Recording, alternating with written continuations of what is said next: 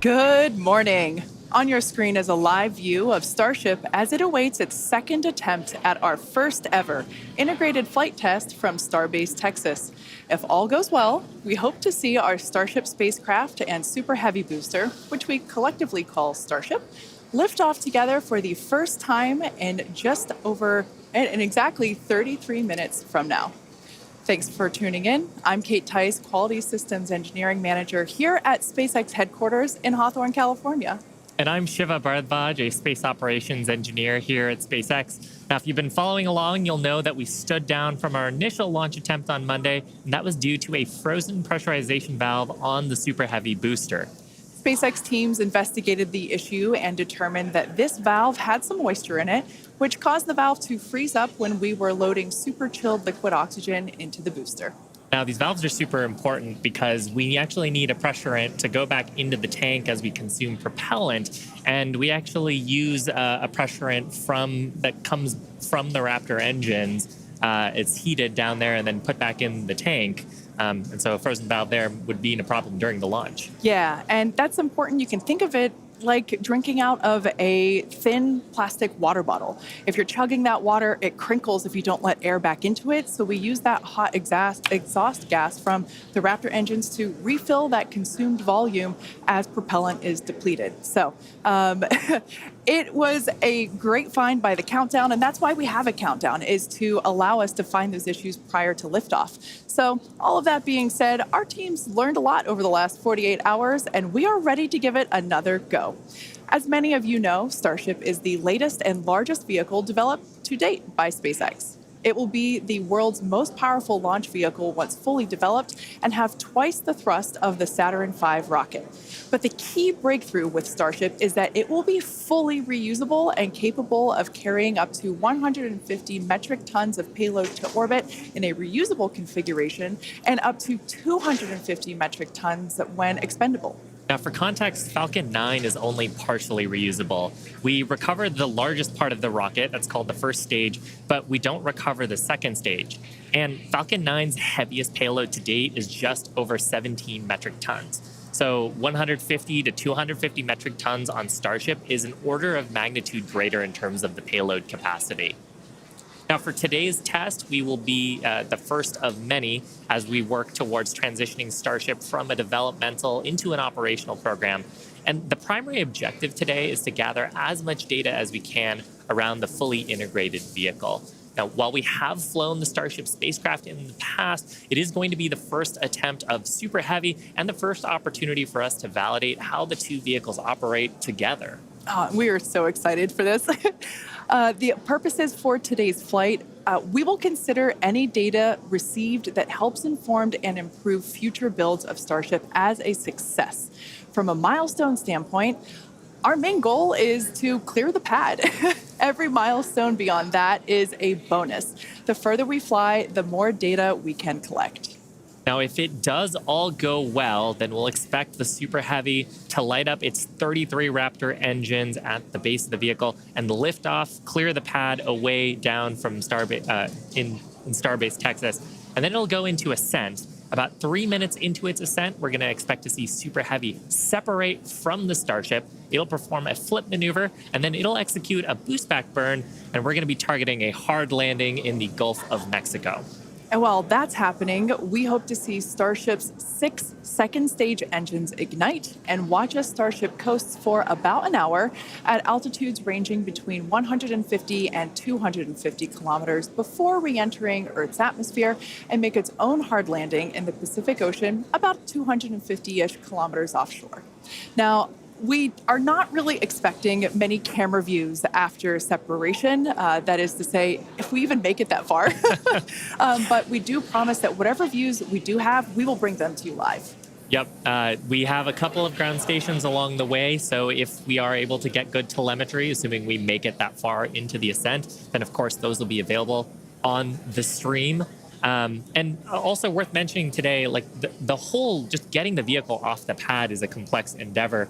We are going to be trying to reduce complexity by attempting those hard water landings instead of trying a normal landing like you're used to on Falcon 9. Exactly. We are not attempting to recover these vehicles. So yeah, hard landings in store for both. Now, in a little bit, we'll take a closer look at the vehicle and the launch pad. But first, the teams have been doing a tremendous amount of work over the last few months. In fact, there's a great shot of our Hawthorne team up here bright and early to watch the launch. Teams have been prepping really for the last few days, especially to try to get into today's launch attempt.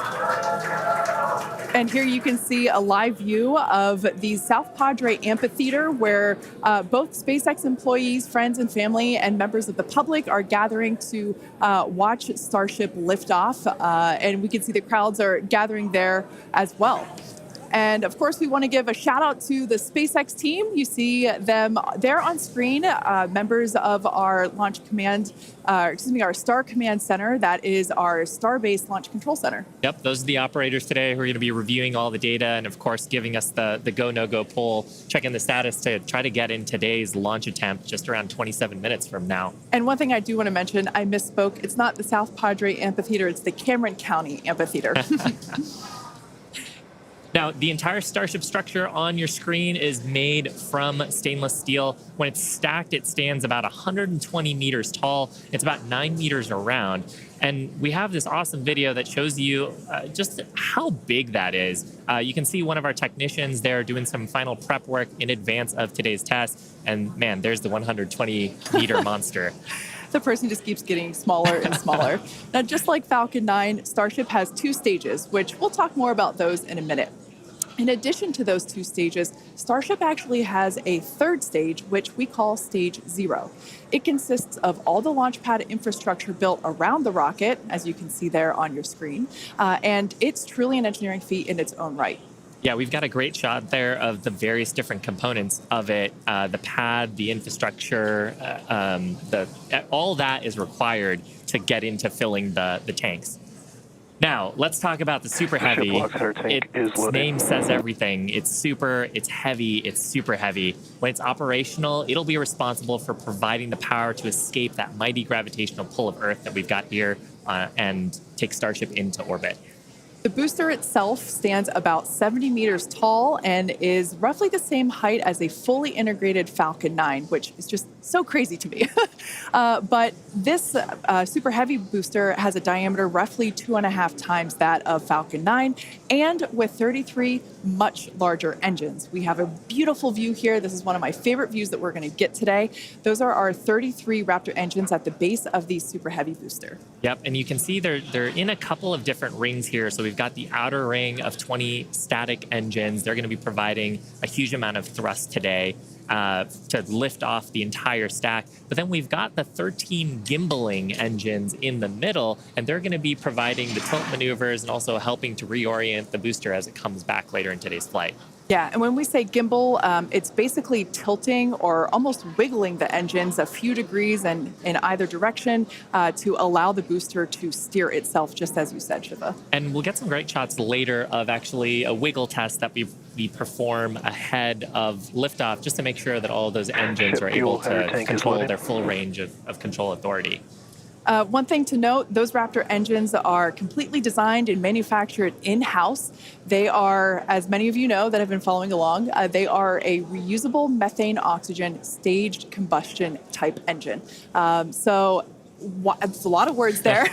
And ultimately, that staged combustion means that we combust the propellant in stages that we kind of pre-combust them in a pre-burner. And by doing so, it allows the engine to be more efficient, i.e. more powerful. Yeah. Now, like Falcon 9, the Super Heavy has 4 grid fins to assist with orienting itself in its return back to Earth. We got a shot of them there beneath the Starship's aft flaps. Now, as we talked about earlier, Super Heavy is not going to be attempting a land landing today. But with this flight test, we're still trying to get as much data as we can. We're focusing on the fundamental systems and operations, so that's the liftoff portion. But we are going to try to get some data on how the fins work for that water landing that Super Heavy is going to be making after ascent. I love that great view of the fins there.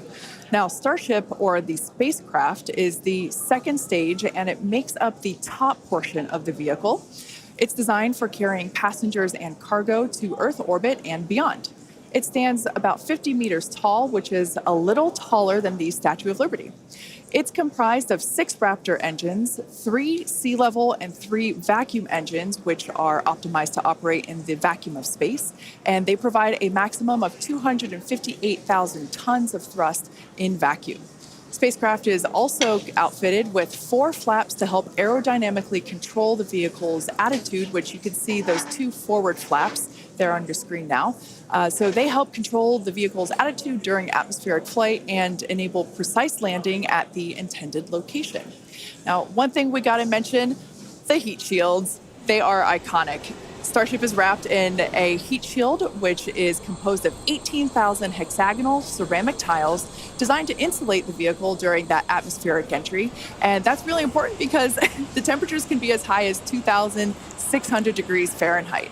The hex-shaped tiles, like the ones that Shiva and I have, roughly make up about 2/3 of the vehicle. We can see that we have some different shapes. Mine is slightly curved. As you can imagine, it sits on the curved portions of the Starship vehicle. Now, the one that I've got is a hexagonal tile that's more flat, and it's really used for the flatter structures on the vehicle. And we need a heat shield because when you're coming back in from reentry, we're going supersonic, we're compressing all the air ahead of us. That ends up causing a lot of heating along the surface, and without a heat shield, that would go straight into the structure. Yeah, one thing that's amazing to me, especially when I first picked up one of these heat shield tiles, is that they're so light.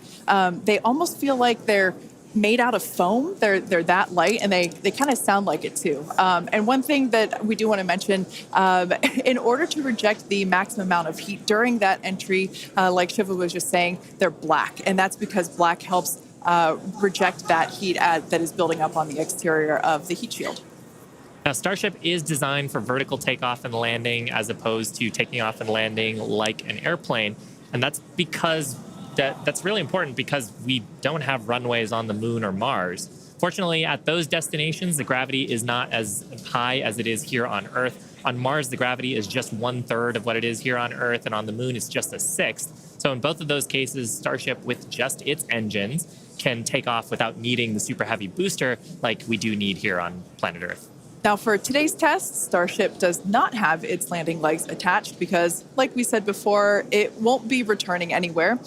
Starship is expected to make a very hard ocean landing, which, if we even make it that far and manage to get any views, it will certainly make for a very exciting end to today's test. At this point in time, we are 20 minutes or just over 20 minutes from liftoff. Let's check in with John Innsbrucker for a status update. Hey, John, how's it looking? Thanks, Kate. I'm John Innsbrucker, Principal Integration Engineer here at SpaceX. We're currently loading propellant from the ground system into both the first and second stages. Now, both vehicles use the same 2 propellants. That commonality helps build the reliability. And the fuel today is liquid methane, and that's at a temperature of just over 100 kelvins. That's about minus 272 degrees below zero on the Fahrenheit scale. Now, liquid methane is a different fuel from Falcon 9. That booster uses RP1 kerosene. However, our oxidizer is liquid oxygen, and that's the same as Falcon 9. Because there is no oxygen in space to support combustion, we have to bring our own. Now, leading up to where we are right now, we had a go-no-go poll. That was conducted just after T-minus 2 hours. And once the team gave their goes, we started loading propellants onto the booster at T-minus 1 hour and 39 minutes. At T-minus 1 hour and 22 minutes, we began propellant loading of the ship. The second stage you can see on your screen right there. Now, propellant loading of the Starship's second stage main tanks completed at about the T-minus 27-minute mark, at which time we then began loading the 2 header tanks in the nose of the second stage. Now, at T-minus 3 minutes, when the first stage super heavy propellant loading completes, that means we'll have all the propellant on the rocket, and the vehicle will be fully loaded with over 10 million pounds of propellant. Now, right now, at T-minus 19 minutes and counting from liftoff, the weather and winds are looking good.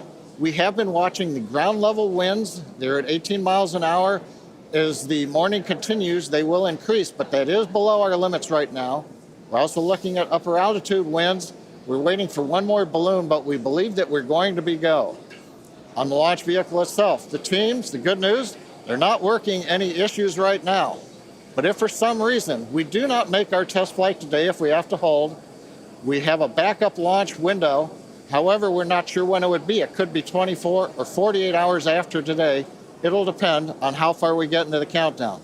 But right now, heading for a T0 at 8:28 Central, 13:28 Universal Time. Kate, everything is looking good. Awesome news. Now, in order to make life multiplanetary, we need a fully reusable vehicle that's capable of carrying a huge amount of cargo and a lot of people to orbit and have a pretty quick turnaround. The idea is to effectively reuse launch vehicles just like airplanes. Yeah, imagine if you had to wait for a new airplane to be constructed every time you wanted to fly. You'd rarely go anywhere, and for most of us, it would be completely unaffordable. In order for us to get to Mars and back with lots of people, lots of cargo, multiple times, reusability really is a must. In advance of our first missions to Mars, Starship will execute a number of missions with both cargo and people, starting with Earth orbit and eventually expanding to the Moon and beyond. Now, in the near term and a bit closer to home, Starship will also be critical to other programs. Once fully operational, it'll deliver the full-size and upgraded version of our Starlink satellites. And that's super exciting because our next generation satellites represent a step forward in Starlink's capabilities and will allow us to connect millions of more people around the world with high-speed internet to watch launch webcasts. Such an exciting future ahead of us. But first, let's talk a little about how we got to where we are today. Now, Starship's testing ramped up in July of 2019 with our Starhopper prototype, sort of a short version of the Starship that we see today. There's a great photo of it. It was just over 18 meters tall. It had a single Raptor engine, and we had it to test fly and perform low-level altitude maneuvers and attempt landing. The initial test flight, or hop, reached about 20 meters in altitude. That was followed by the one that you've got on your screen here. This was our 150-meter altitude hop. We went up, took a little jaunt away, about 100 meters or so away from the launch pad, used that Raptor engine to fly and actually land. And actually, this hopper is actually down at Starbase now. Yeah, I love this shot. It's just so fun to see it fly. After a series of 150-meter hop tests with earlier prototypes, the Starship program saw a major breakthrough during a test flight of the vehicle known as serial number 8, or SN8. You can see it there on your screen now. In December 2020, SN8 demonstrated a first-of-its-kind controlled aerodynamic descent and landing flip maneuver. 2 words, belly flop. The SN8 prototype rose to an altitude of 12.5 kilometers or 7.8 miles and conducted a belly flop maneuver, which you see there, during its descent. While it didn't stick the landing, the test was a major milestone in the development of Starship. In fact, we should be able to see that unfortunately failed landing. Boom. It was fun to watch, though. Rapid unscheduled disassembly, but learned a lot of data. Now, the testing continued on to prototype serial number 9. It took a 10-kilometer flight. That's about 6.2 miles up. In February of 2021, we had a nominal ascent. We executed the engine cutoffs once we got to the top of the altitude window. We did that belly flop maneuver, which is so much more fun to say than controlled descent, aerodynamic maneuver. That was all stable, but unfortunately, we had a dramatic end on this flight as well. We had a failure on one of the engines that resulted in another pretty large fireball. But what was really cool about both of those flights was how much we learned just between serial numbers 8 and 9 and how quickly we were able to achieve our primary objectives in those 2 flights. In addition to that, we got so much data that demonstrated control of the vehicle in that subsonic regime. Ultimately, we performed 9 Starship high-altitude test flights in total. And then, as you see on your screen there, in May of 2021, SN15 launched from Starbase, reached an altitude of about 10 kilometers, performed a number of maneuvers, and safely returned to the launch site. This was the first Starship prototype to fly, control its descent, safely land, and be recovered in one piece. And people were cheering like crazy I was after one of that them. test flight. Now, having achieved those successes in our suborbital campaign, one of the next big challenges is for the upper stage when it comes to reusability and surviving the hypersonic, really high heating phase of entry. Combined with the later ability to refill Starship's tank with propellants, the fuel and oxygen, while we're on orbit, that will enable us to have a fully reusable transportation system that's designed to carry both crew and cargo on long duration missions, interplanetary flights, and will help humanity get to the moon, travel to Mars, and beyond in our solar system. This is all just basically our path of progress, basically an iteration on each vehicle. And that iterative process is a core part of how we work here at SpaceX. We like to test early and often, publicly as well in our case, and that's both for hardware and software. And while it doesn't always go as expected, we learn so much from it, and it informs our next attempt. Yeah, we learn a lot from actually putting the vehicle through flight-like tests. Even the test on Monday gave us an opportunity to learn more about the vehicle into today's launch attempt, and so far things are looking really good. Now, we are continuing into our countdown. We're about T-minus 12 minutes to go. I think it's a perfect time for another check-in with John Insprecher. How's it going, John? Well, Shiva, the good news is that the nets are quiet. The teams are currently working. No significant launch vehicle issues. You can see the T clock there on your screen, T-minus 12 minutes, 10 seconds, and counting. Propellant loading is continuing on both the Super Heavy and the ship stages. You can see the graphic on the left-hand side of the screen. Most recently, we began loading liquid oxygen and liquid methane fuel into the header tanks on Starship. Those are two small tanks just underneath the nose of the second stage. Now that started at T-minus 27 minutes. That'll be wrapping up at about T-minus 9 minutes. Now the Starship second stage main fuel and LOX tanks are loaded for flight right now. The Super Heavy first stage booster propellant loading is continuing, and that'll go till about T-minus 3 minutes. We're underway with engine chill as we get ready for T0, and we're also configuring the launch pad for liftoff. The booster hold downs have been unlatched. They'll be ready to retract at liftoff. And the second stage quick disconnect is beginning its configuration for release. The methane and liquid oxygen propellants currently going to the second stage go through that quick disconnect. That's that arm that reaches out from the tower to the base of the second stage. The SpaceX team continues to check in with the Coast Guard. Good news is we've not heard any reports of boats in the safety perimeter as the launch vehicle heads out over the Gulf of Mexico. So right now, T-minus 10 minutes, 40 seconds, and counting. Everything continues to go well for an on-time launch. Now, today's test flight is taking place out of our Starbase facility in South Texas, and that test site has gone through a huge amount of development over the last couple of years.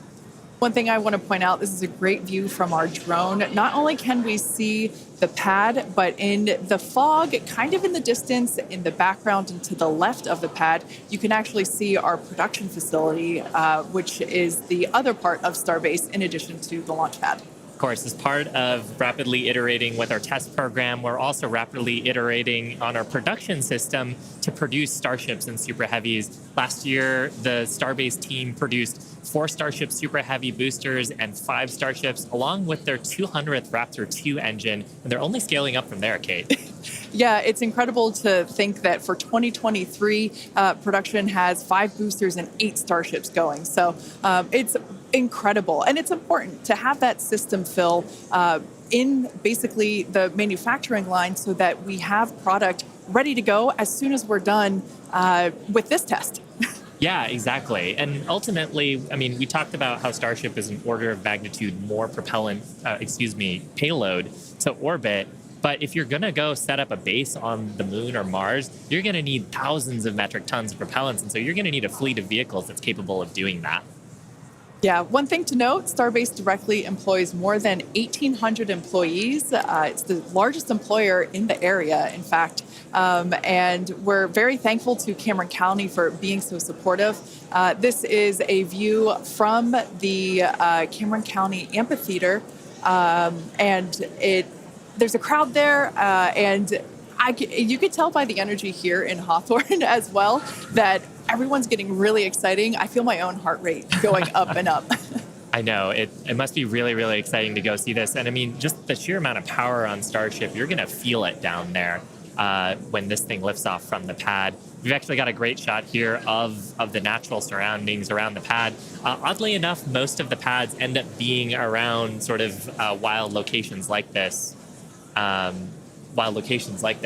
But coming up on T-minus 8 minutes, I think it's another good time for check-in with John. Thank you, Shiva. T-minus just over 8 minutes to the first test flight of Starship. Currently, we are pressurizing second stage. We are also closing out liquid oxygen and fuel header loads on the second stage. We're also getting ready for propellant load tank pressurization on the first stage. In fact, we are just now closing out header tank load on the second stage. Now with the header tanks loaded and closed out, that means we're down to just the first stage to finish loading. That'll finish about T-minus 3 minutes. And at that point, when both stages are loaded, we will have the 10 million pounds of liquid propellant on board. Now in the next few minutes, the guidance system will begin its final alignment for flight during a quiet period when the rocket's not doing anything. The automated flight termination system will be armed, and a final TVC checkout will be performed. Those are the engine wiggles, and hopefully we'll be able to see that with the cameras underneath the vehicle and maybe even the second stage engines. And there's a view looking underneath the super heavy first stage with the 33 Raptor engines. Now a reminder as we continue counting down, if we do need to hold, the point where we hold the clock would be at T-minus 40 seconds. We can pause there. Typically in the past, if we need a little bit more time to finish final checkouts or do some pressurization of the onboard storage tanks, that's where we would hold. But currently we're not hearing a need to hold, so at 6 minutes, 27 seconds, everything looks good. And of course, Kate, Shiva, as we get close, we're going to get into the engine ignition sequence of 33 Raptors, and that's going to be something new for everybody. I cannot wait for that moment. So for those of you that are familiar with how we launch Falcon 9 rockets, you probably know that we light all 9 of those first stage Merlin 1D engines all at once. It's pretty different than what we do, or what we're attempting to do today. We're actually going to be igniting those 33 engines in banks or clusters, and that sequence starts at T-minus 6 seconds. Yeah, and the ignition sequence is a little bit different, both in terms of the timing and also the ignition method. So on Falcon 9, we use a chemical called T-Tab. It's a pyrophoric material, so that means when you mix the two together, it produces a flame that kicks off that green characteristic spark on Falcon 9 missions. But actually on Starship, we use electrical ignition systems. Many of those are integrated on the ground system here. And the electrical ignition, we start lighting the banks at T-minus 6 seconds, and then over the next 4 seconds, the 3 sets of banks will ignite and eventually bring the booster up to a thrust to weight greater than 1 and hopefully ascent. Super exciting. Like we said, pretty different from our Falcon 9 launches, and so this will be the first time that any of us have gotten to see this type of integrated test flight with both the Starship and the Super Heavy booster. Everyone's cheering as we get into T-minus 5 minutes. We want to remind everyone that success today is anything. Yeah, it looks fun down there. I kind of want to go join them. For today, success is anything that we learn that helps improve the future builds of Starship. If we lift off and clear the pad, we're calling that a win. A great shot of the pad there. A great shot of the quick disconnect on the second stage. You can see the frost line on the booster where that methane is fully topped up. I think we're just coming up on the last few minutes here of propellant fill on the booster. Now that quick disconnect is going to separate away as we actually get into the ignition sequence, but it's providing electrical connections now and also providing the propellants that we're loading into the vehicle. Yeah. We're just now under 4 minutes until liftoff of the Starship flight test. We've been following along for what honestly seems like days and days now, but really it kind of comes down to years. Yeah. It has been a long time to get to where we are today. Now, fast forwarding a little bit, we have the opportunity to hold, if necessary, at 40 seconds. And we are able to hold there for about 15 minutes or up to 15 minutes and still be able to lift off. Yeah, and that's a little bit different from Falcon for the propellant sequence on Falcon that we don't have the opportunity to hold. So that's a cool new capability on Starship. Yep. Right now, T-minus 3 minutes, 10 seconds and counting. We got some great views from the drone. It's nice that the fog is slowly lifting. We get some of the blue skies, hopefully good views. What we're waiting for right now is closeout of propellant loading on the first stage. That should be wrapping up here shortly. In fact, it looks like fuel fill and drain valves are coming closed. That means first stage is fully loaded, second stage fully loaded, and that 10 million pounds of propellant on board the Starship launch vehicle. I want to take a quick moment to say that the crowd energy here is electric. I feel like it's Falcon Heavy test demo all over again. And hopefully you'll hear us as we get into the plus count. But right now, next activity is coming up. The flight termination system arms at T-minus 2 minutes. Thrust vector control checkouts at T-minus 2 minutes. And then after that, major activity will be the T-minus 40-second gate. There's a view looking up at the 33 Raptor engines. There are 20 engines in a circle on the outside, and as Shiva said earlier, 13 engines on the center. Those are the ones that gimbal and steer the vehicle.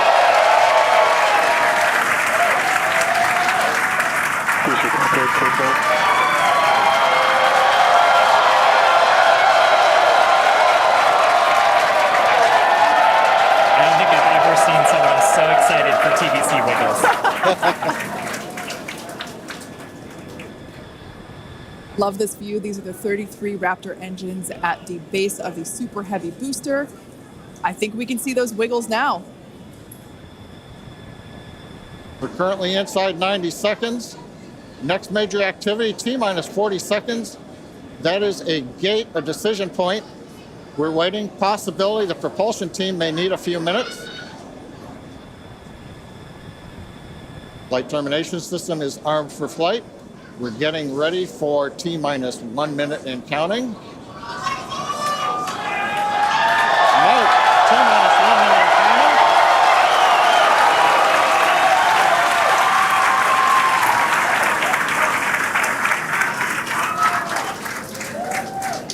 counting. Next, we'll see as we get past T-minus 40 seconds for final checks of the vehicle.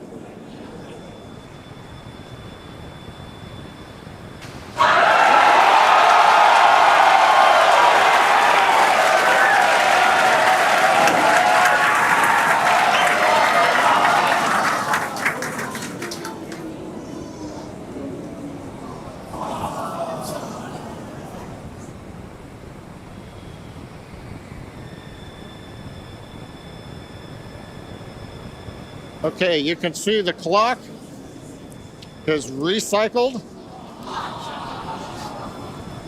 Flight director has called a hold. We are recycling. For the moment, we'll see where they move the clock back to. They could hold at T-minus 40 seconds. They could go to an earlier point. Give us a minute to listen into the nets, and we'll see if we can get you more information to share.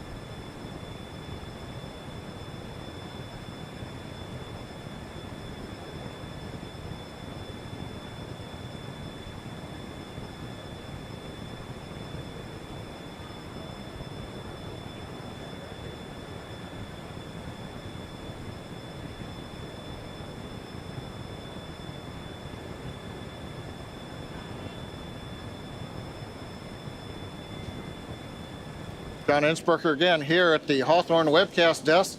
We're holding at T-minus 40 seconds. What we've heard so far is we have a couple of issues we're working. One is the booster tank pressurization. Final pressurization was just a little bit long. That's not unusual. We've held at T-minus 40 seconds before to pressurize. That appears to have been resolved. At the same time on the second stage, they're working some final purging. We should know very shortly if that is cleared and if we'll continue the countdown. Everyone, especially that person, is excited to keep going. Like John said, we should know shortly if we are able to continue. But as we mentioned before, we are able to hold up to 15 minutes and still be able to lift off today. Yeah, on Falcon 9, it's a little bit different. Once we start propellant loading, we pretty much have to go at the targeted time. Otherwise, the propellants can warm up and we may not have the performance for that particular mission profile. It's a little bit different on Starship. Folks, if I can interrupt, it looks like they're clearing all the flags, and we're going to release at T-minus 40 seconds. That is amazing news. Amazing. Team working quickly through their issues on first and second stages. And I'm sure all of the rehearsals and simulations that they've been doing have prepared them to evaluate this data quickly to try to get us in for today's launch attempt. For those of you just joining, we have a brief hold at the T-minus 40 second mark. The team is resolving one issue with the bleed purge on the stage 2 Raptors. Like John just said, the teams are quickly working that, and it looks like the flags are being cleared as we speak. So we should be able to resume the launch countdown any moment now. And it's worth noting on Starship that once we resume the countdown, it restarts from the 40-second period, and then we keep going unless another condition pops up. So stick around because Starship could be going here real soon. Don't walk away, that's for sure. Amazing views here coming to us from Starbase, Texas. Cheering to close the start again.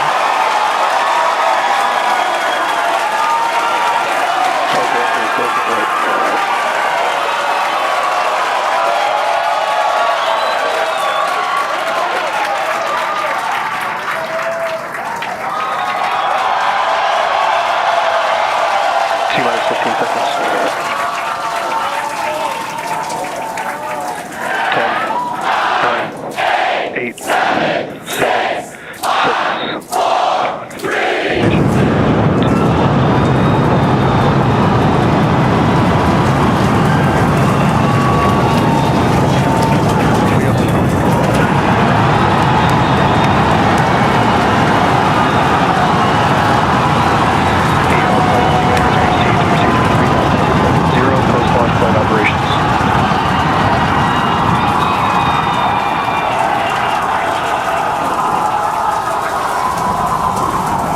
Raptor chamber pressure is nominal.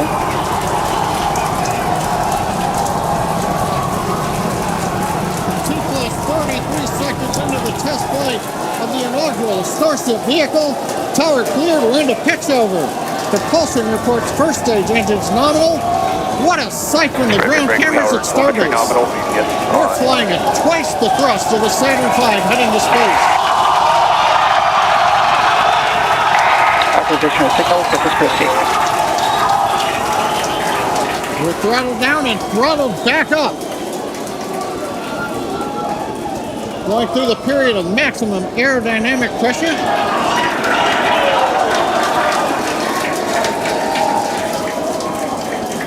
As the velocity increases, the density of the atmosphere is decreasing. Max Q. Lessening stress on the vehicle. The call out, max Q now.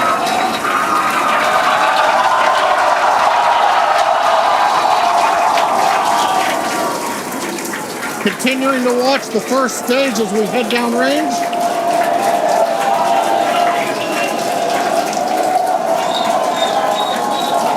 A 100 seconds into flight. Our next major activity is going to be shutdown of the first stage. Houston Tracking Station now acquiring the vehicle. With shutdown, we will get separation of Starship from Super Heavy and ignition of the Starship engines. When Starship separates, we light up 6 engines in a staggered sequence, If all goes well, those 6 engines will burn for almost 6.5 minutes. Onboard view from Starship. And there's views of the Raptor engines on the second stage as we prepare for stage separation. Now, after stage separation, the first stage will flip and begin a boost back maneuver for landing in the Gulf.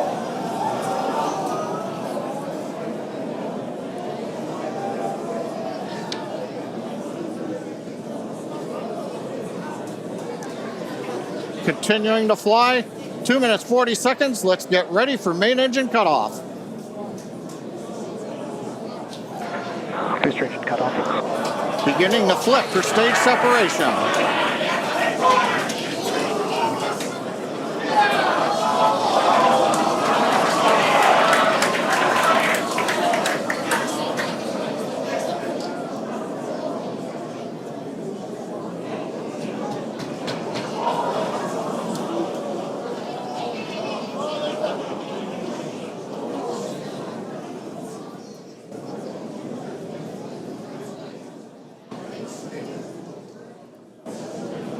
As of right now, we are awaiting stage separation, where Starship should separate from the Super Heavy booster. Yeah, Kate, right now it looks like we saw the start of the flip, but obviously we're seeing from the ground cameras the entire Starship stack continuing to rotate. We should have had separation by now. Obviously, this is does not appear to be a nominal situation. Yeah, it does appear to be spinning, but I do want to remind everyone that everything after clearing the tower was icing on the cake. And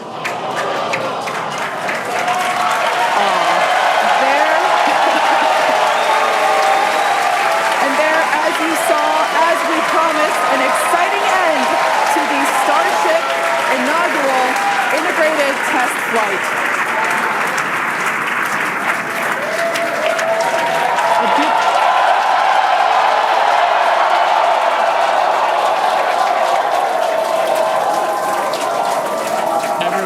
Absolutely pumped to clear the pad and make it this far into the test flight, the first integrated flight of the booster and the Starship vehicle. Live view there of our control center at Starbase, which we refer to as Star Command.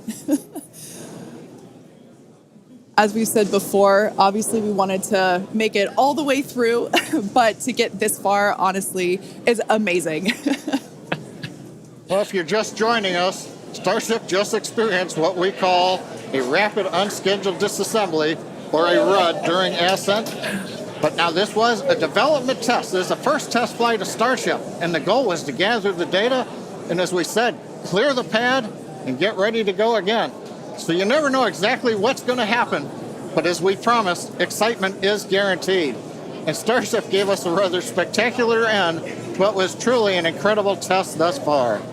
Now, as we mentioned at the start of today's program, any and all the data that we collected during the test is going to help us with further development of Starship, and it's going to improve the vehicle's reliability as SpaceX seeks to make life multiplanetary. It's really worth noting that the flight path was designed to be over water and all the air and sea space. Along with that flight path and those surrounding areas were cleared in advance of the test. And of course, we're going to be coordinating with local authorities for the recovery operations. But honestly, what an exciting morning. Oh my gosh. We had a successful liftoff from Starbase, Texas at 8:28 a.m. Central Time.